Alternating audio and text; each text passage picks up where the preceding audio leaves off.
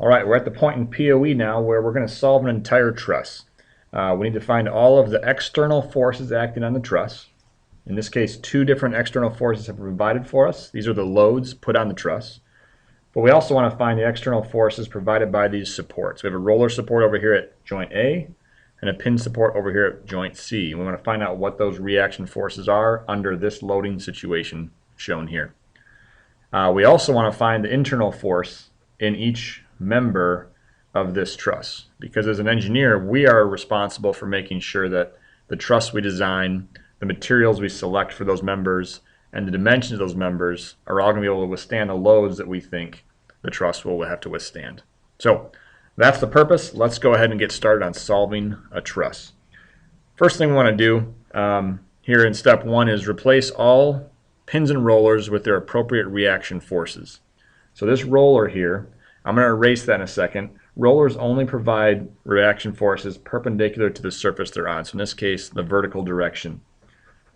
I always tell my students to draw their reaction forces in the positive direction. So when we're talking vertical, the positive direction would be upward.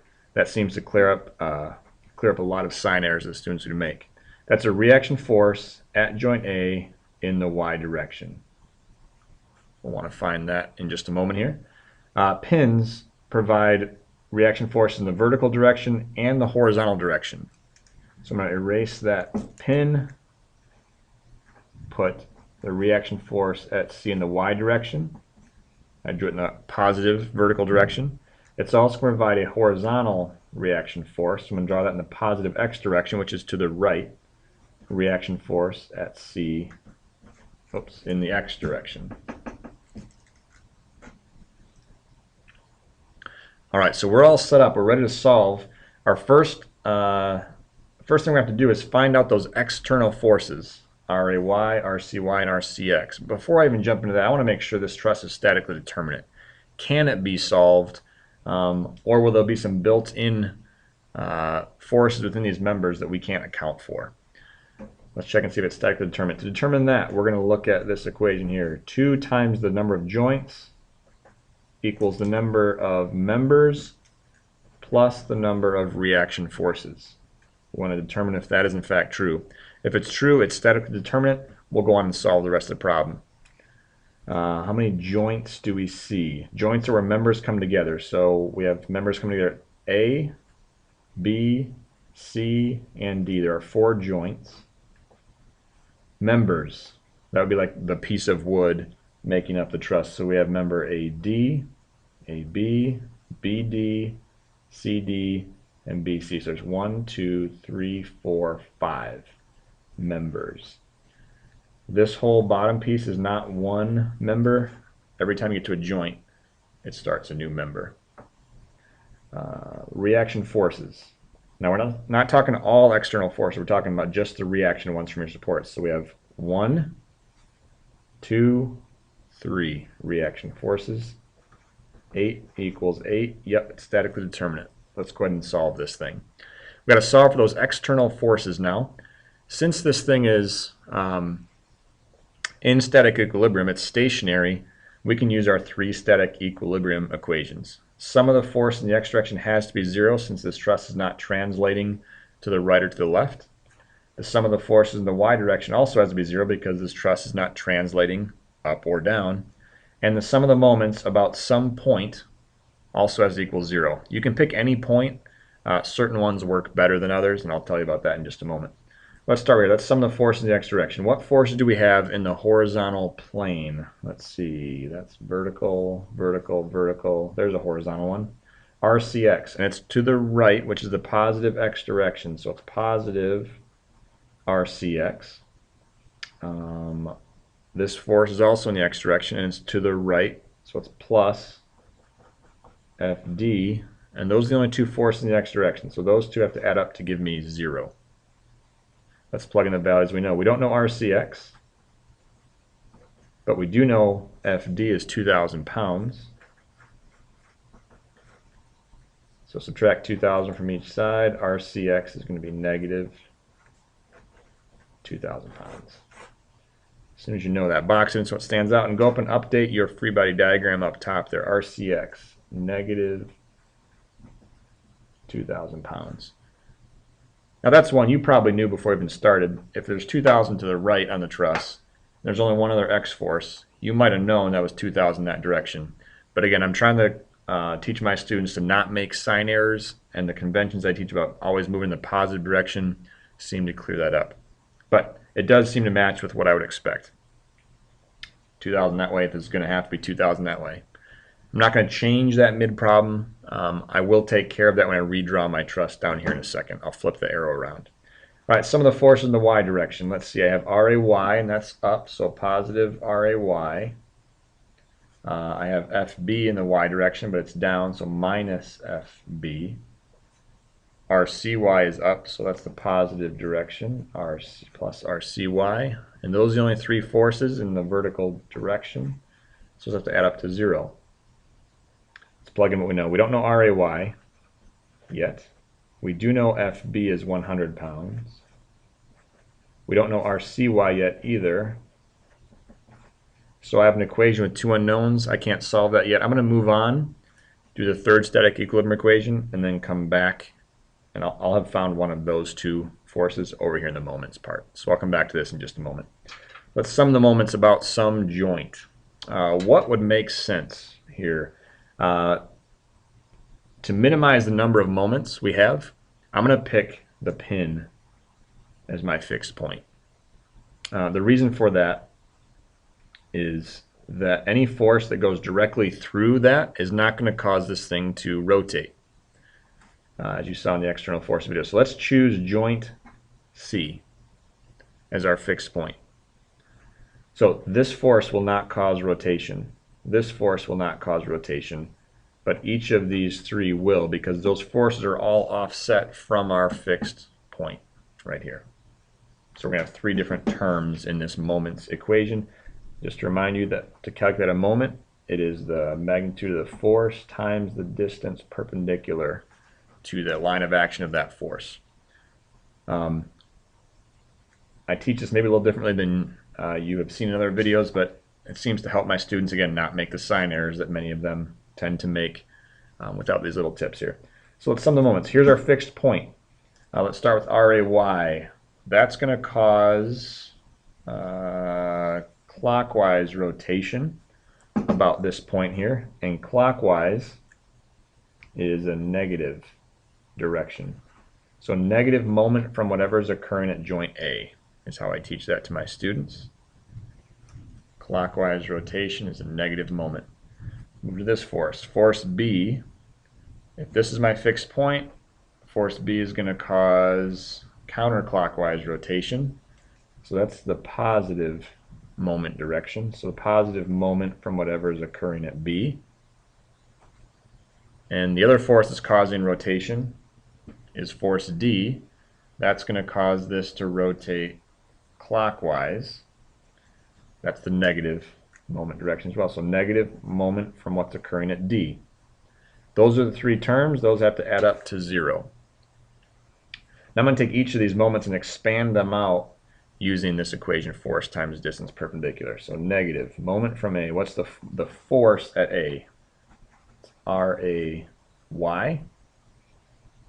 We don't know its magnitude, but it's RAY. And the distance away from the fixed point all the way over here, that's 14 feet away. Plus, okay, the moment at B, the force is 100 pounds. I'm not putting a negative 100 because in this column we're looking at moments. We're not looking at the direction of forces. So a negative in this column means clockwise. A positive means counterclockwise. And we took care of all those signs here, so we're not going to see those show up down here. So 100 pounds times how far away is that from the fixed point? That's 4 feet away. Minus, okay, the moment from D, the force is 2,000 pounds. Times the distance perpendicular to the line of action. Now this one's the one that's a little bit trickier. That is the line of action of the force. So the distance from here, perpendicular to that, is that distance right there shown with my finger. And that distance is 7 feet.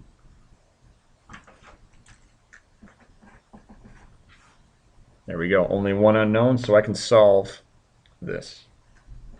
So negative 14 RAY plus 400 minus 14,000 equals 0. So negative 14 RAY equals 13,600 by bringing these two terms over to here. Divide by negative 14, and RAY comes out to be negative 971 pounds. So I'm going to go back and put that on my diagram here. RAY negative 971 pounds. The negative tells me I drew it in the wrong direction. No big deal. I'll flip it around when I redraw my diagram. I'm going to do the same thing here. I'll flip that arrow around later once I redraw my free body diagram. All right, all I have left is to find RCY, which I can find with this equation here. I just found RAY, so let's take that value and plug it in right over here. RAY is negative 971 minus 100 plus RCY equals 0. And let's solve for that. Add 971, add 100, and you get RCY to be 1,071 pounds.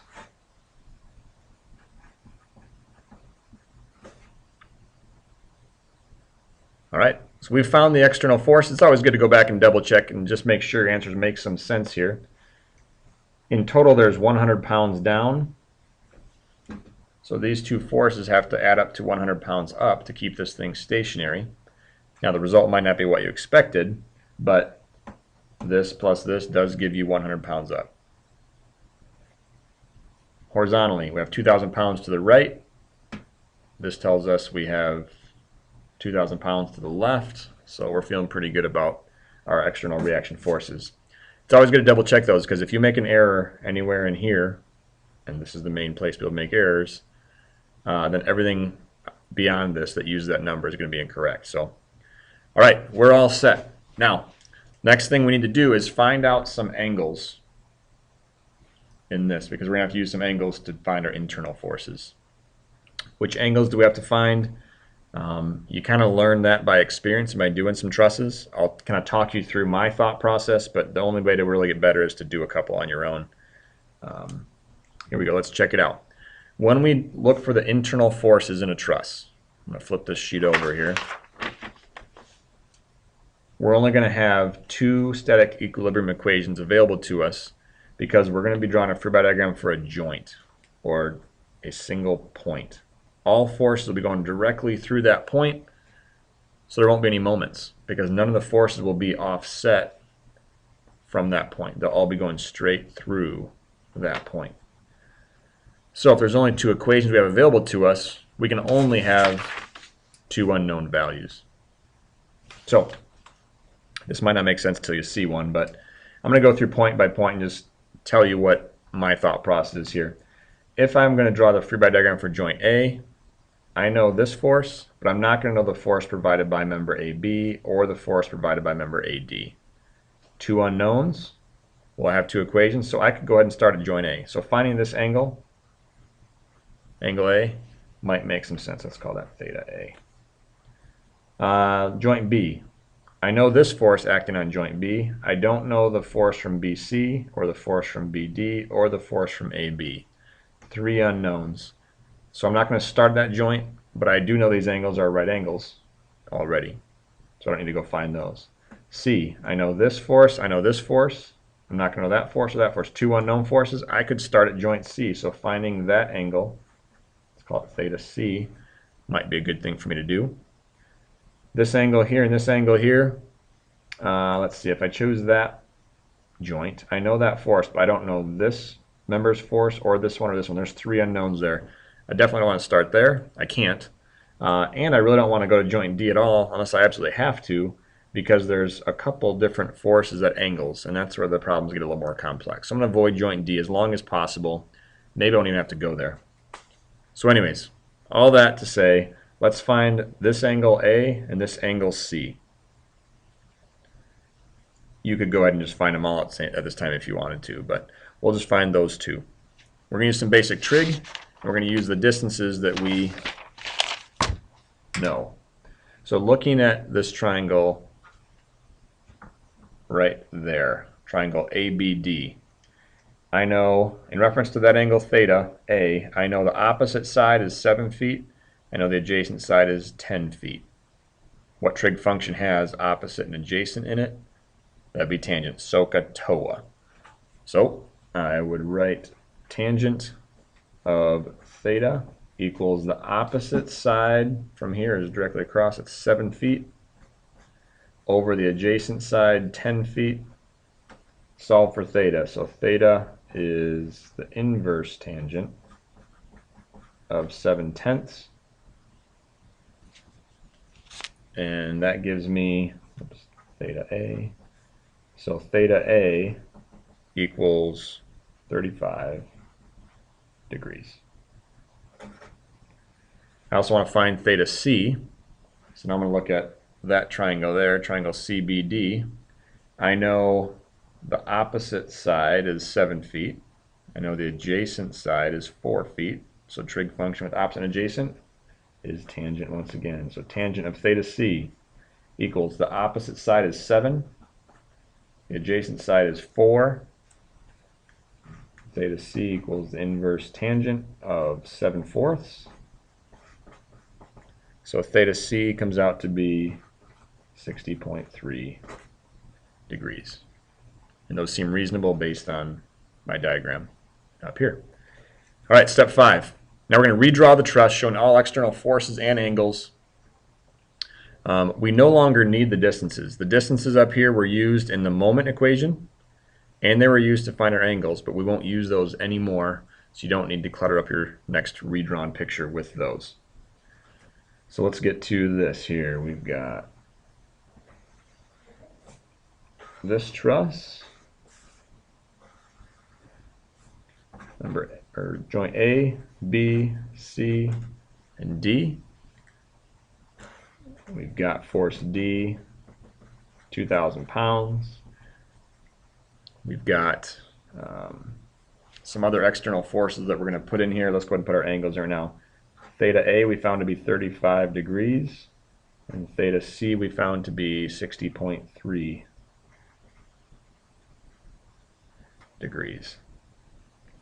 Okay, other external reaction forces. Now at this point, we want our diagram to represent the situation as best as possible. So if we got a negative force up here, that means we had drawn our arrow in the wrong direction. So we're going to flip it now and make it positive, make it realistic. We don't want to change those negatives mid-problem, but when you're going to redraw the entire truss, that's when it's okay to do that. So RAY is negative 971 in this direction, which means it's actually positive 971 in the downward direction. So I'm going to draw RAY is a positive 971 in that downward direction. We still have force B, 100 pounds down. And then at joint C, we had our CX and our CY. Our CY, we drew it up and we got a positive number, so it is in fact in the upward direction. So let's keep it that direction. Our CY is 1,071 pounds. Our CX, we drew it to the right, but we got a negative value, which means we drew it the wrong way. So we're going to change our arrow and point to the left and make it 2,000 pounds. Our CX is positive 2,000 pounds, but in that direction shown by the arrow there. All right, so we have now redrawn the truss with all external forces and angles, and we've labeled the joints. Now we're ready for the internal forces. Let's flip this over and continue from there. I'll be flipping back and forth a little bit. Hope you don't get dizzy seeing this part here. All right, internal forces. We are going to use our two static equilibrium equations for the joints that we determine are the most helpful for us. The approach you take might be different than the approach I take. How you go about it and what joints you choose, that can vary. But here's just one example of that. I'm going to start with joint A. The reason is I know one force there. There are two unknown forces, so I'll be able to find these two internal forces from this work here. So let's draw the forces acting on joint A. All right, what do we have? Let's see. We have RAY downward at 971.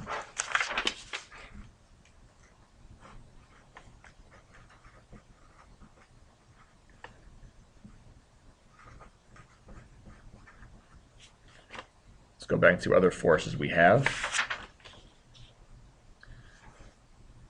We've got, you can cover up the rest of the truss if this might help you out.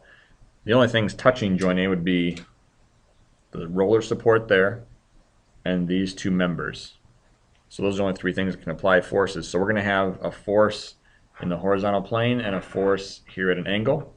Now we're going to assume that all joints are in tension. I'm sorry, all members are in tension. They're all being stretched out. So what direction is the force acting the joint? I'm not sure how well this will work for you here, but we're looking for the force acting on joint A. My finger there represents joint A. I'm going to put this rubber band, which represents member AD, I'm going to put that in tension. I'm going to pull on it this direction. So if the member, the rubber band, is in tension, what direction is it applying a force to my finger here at joint A? Which way is it pulling that finger? Yeah, it's wanting to pull it this direction. So members are always going to be pulling out. We're going to assume that. We might be wrong, but that's how we're going to do it. So we've got this force from member AD, which we don't know. We've also got a force from member AB, and that's pulling directly to the right.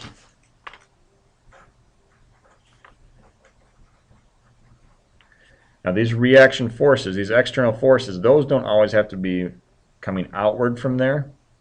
However they're drawn here, that's how we'll draw them on our free body diagram. But the internal forces in the members, we're always going to assume tension, so we're going to always draw those outward from the joint. All right, so we're ready to get started. We need to know this angle right here. That was 35 degrees. All right, how do we proceed? Well, whenever you have a force or a vector at an angle, you want to break those up into components. So that's all in the x direction, that's all in the y direction, but AD is partially in the x, partially in the y. So I'm going to have to break that up into its x component and its y component. Let me get that focus there for you. All right, I'm going to try to zoom in a little bit here.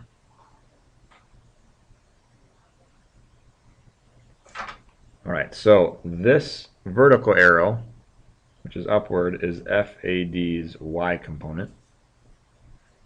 And this rightward one, it's kind of getting really muddy in there, that's FAD's x component. Once you draw those components, you ignore the vector that was at an angle. All right, here we go. Sum of forces next. What forces are there in the x direction acting on joint A?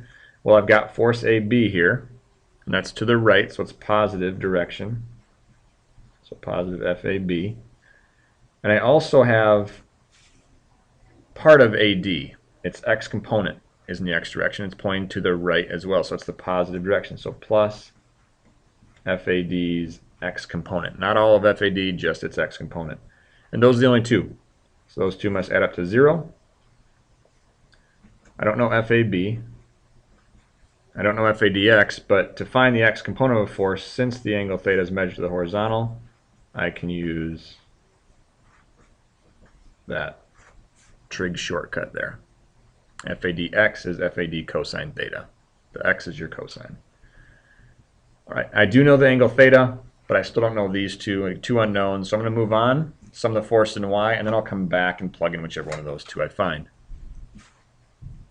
All right, in the y direction, what do we have? Let's see, we have RAY, and that's pointing downward. That's the negative direction, so negative RAY. And part of FAD is in the Y direction. Its Y component, it's pointing up, so plus FAD's Y component. All right, let's substitute our values. RAY is 971. FADY is FAD times the sine of theta, and theta is 35 degrees. One unknown, I can solve that. Turn my page here and find that very quickly. All right, so let's add 971 to the other side. FAD sine 35 degrees equals 971. Divide both sides by sine 35, and you will get that FAD is equal to 1,693 pounds. That's not FAD's Y component, that's FAD.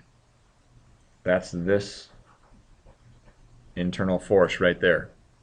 So let's go ahead and quickly update our free body diagram on the other side with that number. FAD, 1,693 pounds. All right. All we have left to find now over here is FAB. We know FAD, so let's bring that over, substitute that in. FAB plus FAD was 1693 times the cosine of 35 degrees. And when we solve that, FAB plus 1386.8 equals 0. Subtract that over, and FAB comes out to be negative 1386.8 pounds. Let's go update our picture there, 1386.8. Negative 1386.8 pounds. All right, it's negative. That tells us we assumed the wrong direction. We assumed, let me draw back to this. We assumed that FAB was in tension, was pulling joint A to the right. Well, we got a negative, which means it's actually to the left, so it's actually pushing out on the joint, which means that this member AB is in compression. I'm not going to change it mid-problem. I know the project lead, the way PowerPoint shows that. I've found that when people try to change it mid-problem, they end up forgetting to change something else, and they get sign errors all over the place. So we're just going to keep it like it is. We're going to assume tension for every single member, and we're going to roll with FAB being a negative number. I will make that final change at the very end when I redraw the final truss. All right, so let's go back here and come up with our next step in our strategy. We have found 2 of the internal forces. We have 3 left. We have to find BD, CD, and BC. What joint could I go to? You can go to any joint that has only 2 unknowns. At this point, joint D has 2 unknowns, joint B has 2 unknowns, and joint C has 2 unknowns. So you can go to any of them. Again, I'm going to avoid joint D at all costs because they have 2 angles, and I don't want to do those. Those make the problem a little more complex. Joint B looks like a good one to go to. None at angles. You have 2 unknowns. I'm going to go ahead and go to joint B.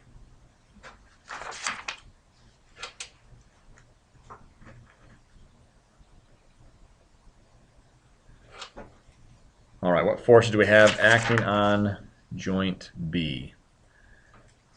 We have force B downward, and that's 100 pounds.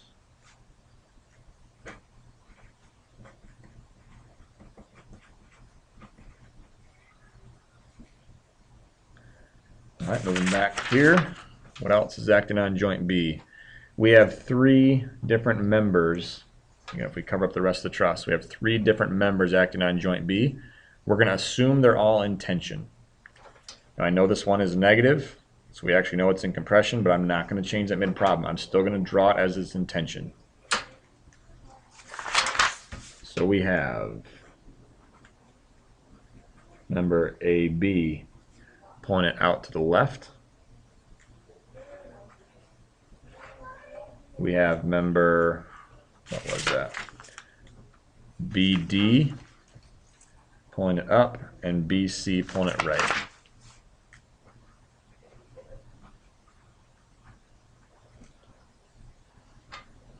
There we go. We do know force AB is negative 1386.8.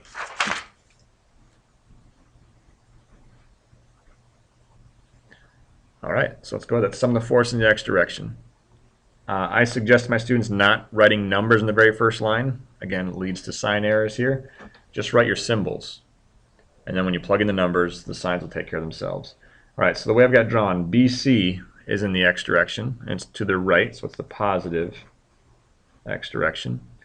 AB is drawn to the left, so I'm going to put negative or minus FAB, and those are the only two forces in the x direction. So those two must add up to 0.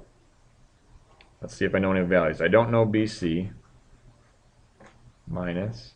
I do know AB is negative 1386.8. So it's minus a negative 1386.8, or minus a negative is positive. So FBC, this is plus, so I'm going to subtract that over there. FBC comes out to be negative 1386.8 pounds. I'm going to go update my free-body diagram of that. Negative 1386.8 pounds. Now I'm going to go ahead and find internal force in BD by sum of the force in the y direction. What do we have? We have FBD drawn in the y direction. It's up. That's the positive direction, so positive FBD. And we have FB in the y direction. It's pointing down, so that's the negative direction, so minus the external force FB. Those are the only two in the y direction, so those have to add up to 0. I don't know BD, but I do know FB is 100.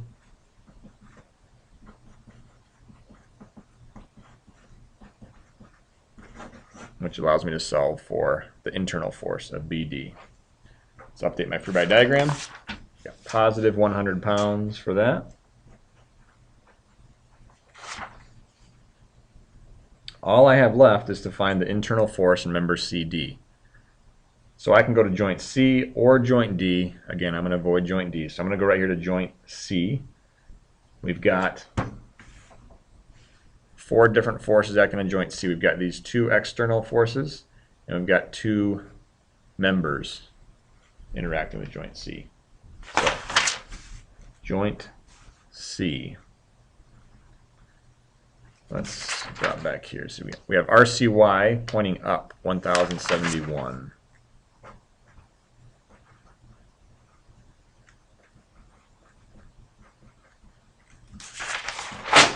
We have RCX pointing to the left with 2,000 pounds.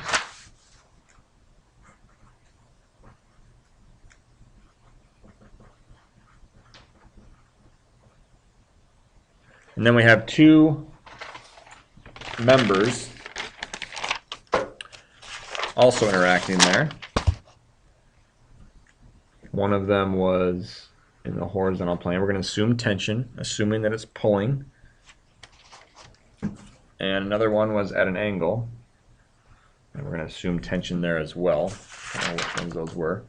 BC is horizontal, and CD is at an angle.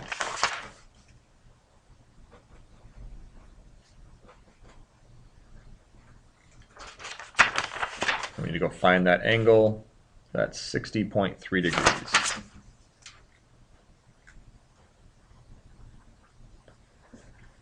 All right, and before we start, we need to break any forces at angles into components. The one at an angle is force CD. It's got a leftward component to it. My red pen's dying on me. Got a leftward component to it and an upward component to it. So there's FCDY and there's FCDX. I'm not going to write those on there because it just muddies up the picture too much. All right, sum of the forces in the x direction. What do we have? actually at this point, we only need to know one more force. Let's drop back here, just kind of refocus ourselves. We know all of these internal forces. The only one we have left to find is CD.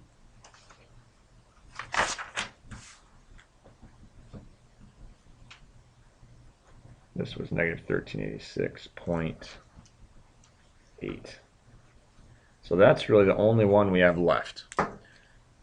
Well, since that has an x component and a y component, I really could use either of these two equations to solve for it. It's really personal preference. I'm going to choose to use the y's because you only have this and this one's y component. In the x direction you have this, this, and the x component. Not a whole lot more work, but one more place for an error. So let's do the y direction. Force in the y, we have RCY up, so that's positive RCY. And we have part of FCD, its y component, FCDY here, and that's pointing up. So plus FCD's y component. Those must add up to 0. Let's substitute in what we know here. RCY is 1071. FCD's y component is FCD times the sine of theta, which is 60.3 degrees. Only one unknown, so we can solve for that. We subtract 1071 over there.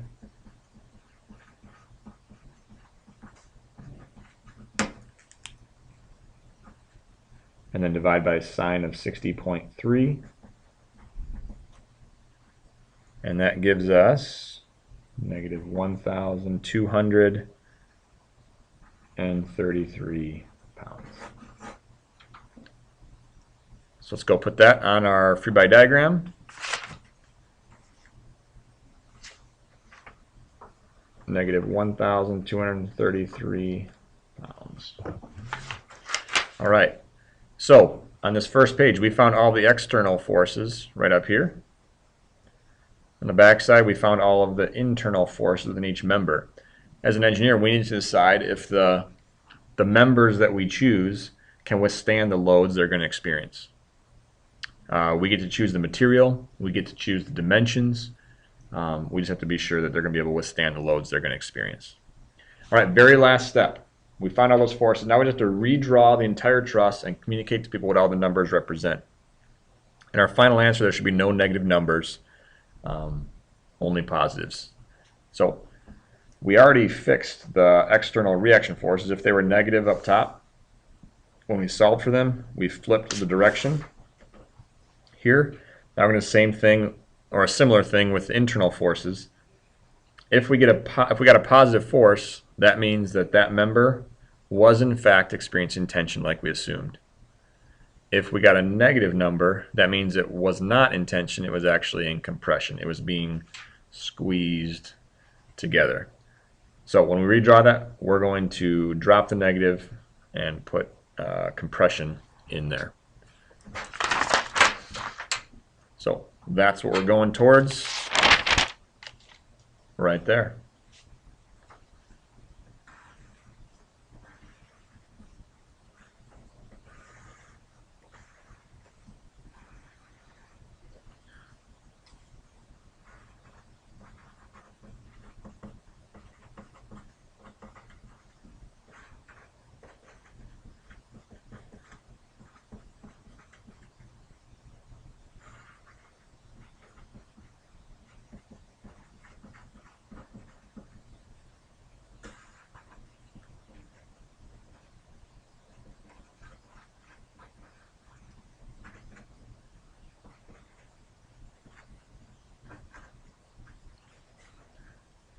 All right, there's all the external forces. They're all positive, and the directions are shown accordingly. Now for the internal forces, we would drop back here. Let's see, this one was positive, so it is in fact in tension. This one is positive, so it is in fact in tension. The other three are negatives, so we're going to drop the negatives and write compression for our final answer.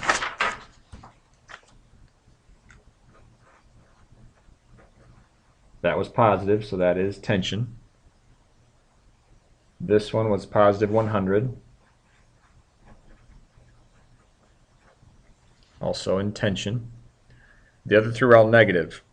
So we're going to drop the negative 12,033 pounds, but we're going to communicate that it was in compression in that way. This one here was a negative. We're going to drop the negative and communicate compression. Same thing here. That was negative. We're going to drop that, communicate compression. There. There's our finished truss. We have all of the external reaction forces and all of the internal forces experienced by each member. And that's how you solve a truss. Good luck. Solving a truss is a skill with some strategy behind it. The way to develop and get better at skills is simply to practice. Do some repetition, check along the way as you make errors, seek out what the error was, and learn from it. Good luck.